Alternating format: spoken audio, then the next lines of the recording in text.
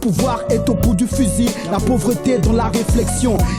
Se réclamant de l'artivisme, un mouvement d'éveil de conscience aux idéaux panafricains, l'artiste Elom Vance poursuit son engagement pour l'art et son militantisme pour le continent. La politique africaine, c'est comme la vieillesse, elle nous réserve des surprises comme Jules Christ Olympe. Depuis plus d'une dizaine d'années, le rappeur togolais garde sa détermination sur les sujets d'ordre sociopolitique et ne se limite pas seulement à la musique. En plus de mettre en place des scènes permettant à de jeunes rappeurs de s'exprimer, il organise des projections de documentaires et des expositions d'artistes dans le but de créer une unité africaine.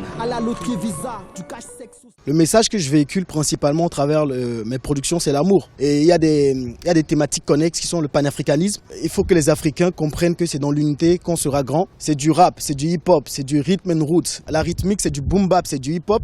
Mais on essaie toujours de mettre quelques sauces, des instruments traditionnels. Ça peut être du balafon, ça peut être de la kora, ça peut être du tam-tam. Mais en même temps aussi, c'est aussi dans les gammes.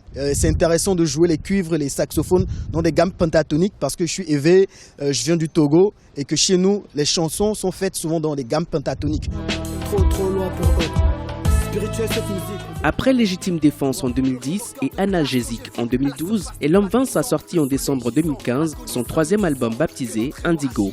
Pour le rappeur indépendant, il a été important de travailler avec les meilleurs de son domaine pour aboutir à ce projet dédié à toute la jeunesse africaine. Cette fois-ci, le concept c'est de faire une musique hip-hop avec des touches traditionnelles, des textes qui font réfléchir et des témoignages qui instruisent les jeunes Africains. J'ai essayé vraiment de créer des ponts de nation. Il y a Oxmo Puccino qui est un grand rappeur français, mais d'origine malien. L'idée pour moi, ce qui est intéressant pour Elom Vance aussi, c'est apporter un propos et susciter un débat aussi. Donc l'idée, c'est de ramener aussi ma musique dans des écoles, à l'université. Moi, j'aimerais bien que les gens pensent Elom Vance. Et c'est ça l'essence du hip-hop. Le hip-hop, c'est une musique pour faire réfléchir aussi. Comme Malcolm, pas comme Gascogne, Chrétien tel et Dalton, xénophobia, claustrophobia, finir en flamme tel Lumumba.